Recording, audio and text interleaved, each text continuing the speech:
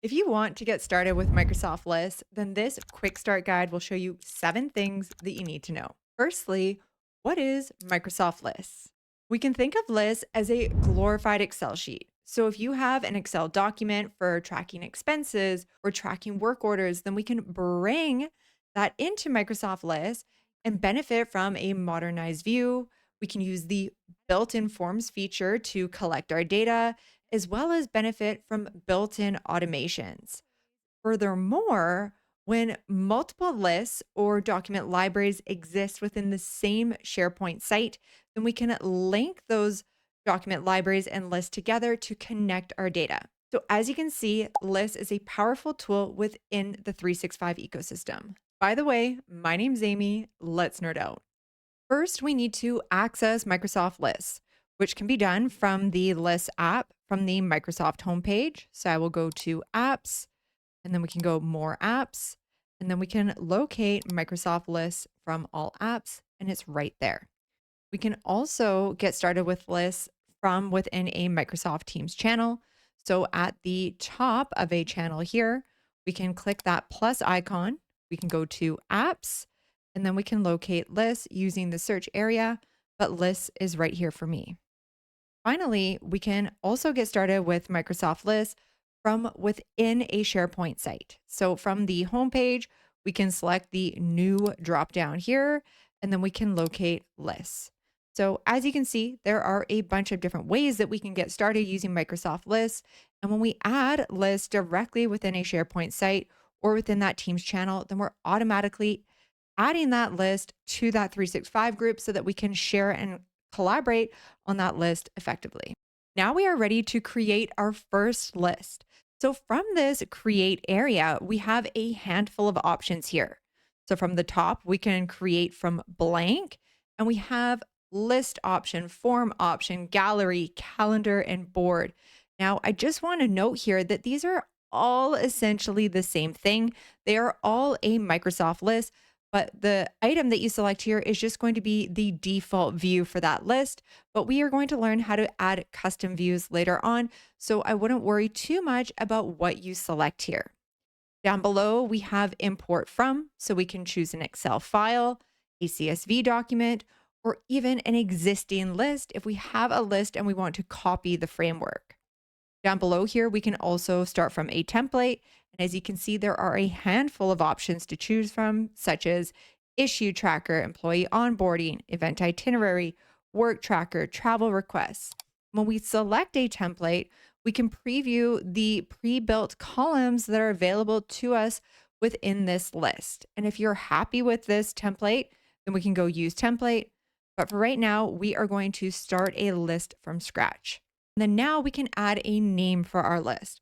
So in this case, we're going to create a list to track work order issues. Down below here, we have an option to show the list in this site navigation, which if we toggle that on, then the list is going to automatically be available from the left navigation within our SharePoint site. So now we can go and create. So here is our newly created list. And if you are familiar with SharePoint document libraries, then you might notice some similarities. And that's because lists and SharePoint document libraries are both built upon the same foundation. Now we are going to customize our list with columns. So the first column, the title column, cannot be deleted, but we can rename this column. So we'll select the drop-down caret, go column settings, rename. We can update the name, and then we can go and save. Now we are going to add a second column for the work order status. So we'll go up to add column. I want this to be a choice column. We'll go next, and then we can update the name, which will be status, and then we can define what our choices will be. So I'm just going to click in here and then update this one to new. And then for the green color, we'll make that one be complete. For the yellow, we will say in progress. And then down below here, we will add another choice. And I want this one to be priority. So we'll go priority. And then we can also update the color for any of these icons through the palette here. Or if you decide that you want to delete an item, you can click the X. We are also able to update the order of these items, but I'm quite happy with the defaults here. Down below, we have a toggle for can add values manually, which if this was toggled on, then people could add additional choices here. In this case, I want people to be limited to these 4 options, so we'll leave that toggled off. And then down below here, we also have a default value, which will be the value that pulls by default when a new item is created. In this case, I want it to be that new status. And then as a work order is actioned on, people can update it to these other options. As a more advanced feature, we can use a calculated value for the choices. And then down below here, we have some additional options. So we can allow multiple selection. I want to toggle on require that this column contains information. And then we also have an option here for enforce unique values, which doesn't necessarily work for a choice column. And this would be more if you wanted to do like product SKUs or something like that. So once you have all of your parameters set, then we can go and save. Now we will add a column for the issue description, but this time I will hover between these 2 columns. We'll click that plus icon, and then this time we will go with the multiple lines of text. We'll go next. We will give it a name. We have those similar options available here, but this time if we go more options, you can enable rich text, which would allow for bolding of your text. And then we can also use this append changes to existing text.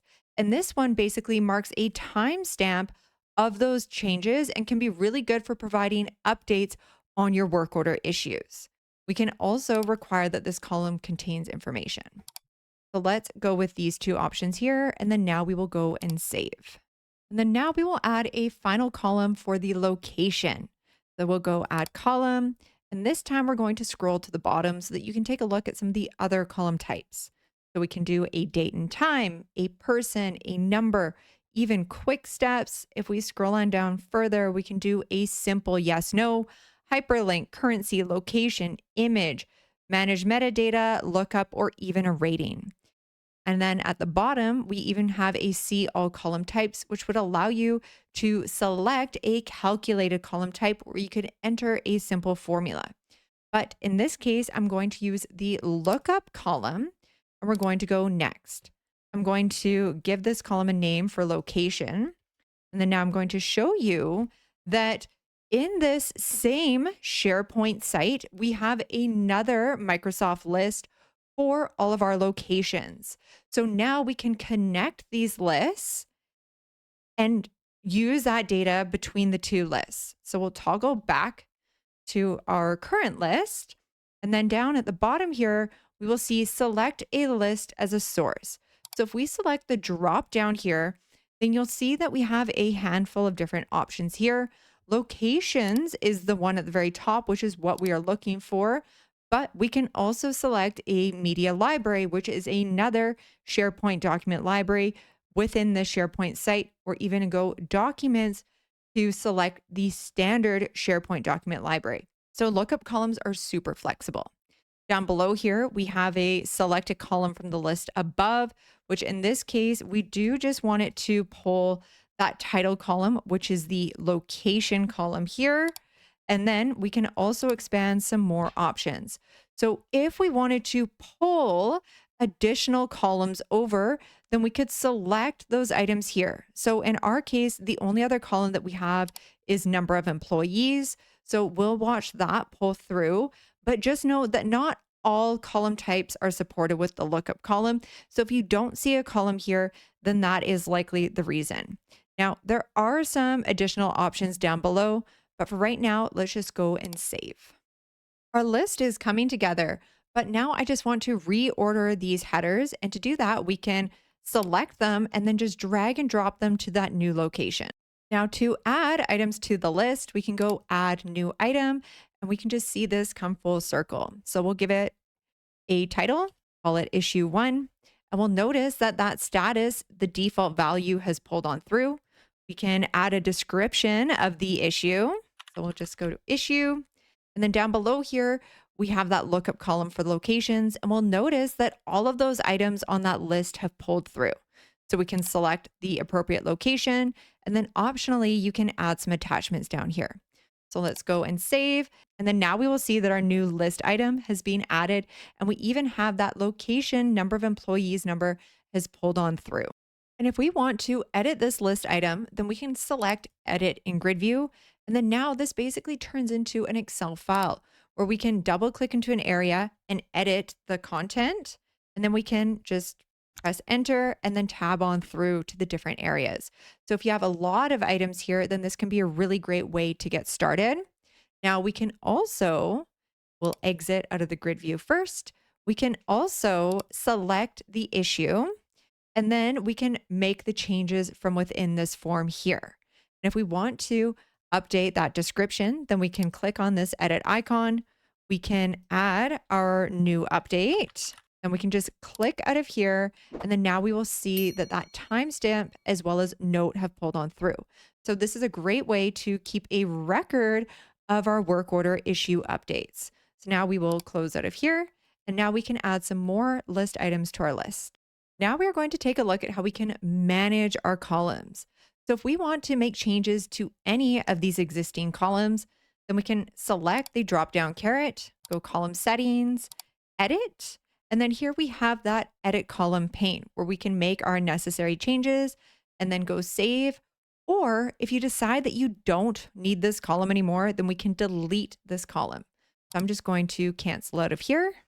We are also edit to hide these columns as well as show some default columns that are attached to this list item. So we could select the column drop down here, go column settings, and then we could go show hide columns, but we can also do this from the add columns area, go show or hide columns. And then this shows us all of the columns that are available within this list. So all of the columns that we've just created are checked at the top. However, there are some default metadata items that are also attached to this column. So for example, we may want to toggle on the created, which is the date that this item was added, as well as the created by, which is going to be the team member that created this list item. So now we can go and apply our changes, and then we will see that those new items have now been added. And finally, I want to show you how we can format our list. So from a column header, we can select the dropdown, go column settings, and then format this column. So right now we are in the format column option, which is going to provide conditional formatting to a column based on some rules, similar to Excel if you are familiar with conditional formatting there. However, we have another toggle at the top here for format view. So if you just wanted to do alternating row styles so that your list is easier to read, then you could toggle on this option here. However, we can also apply conditional formatting to our rows. So if we select manage rules, then now we can define our rules. So I'm just going to select the drop down here. We'll go edit rule. And then if choose a column, so in this case, we will go status, choose a comparison is equal to, and we can select drop down here and we can say priority, then show this list item as. So we can select the little icon here and then we'll make it a red color. So now this priority list item is really standing out so that it's at the top of mind. Once you are happy with your changes, we can go and save. Now we're going to take a look at how we can add custom views to our list.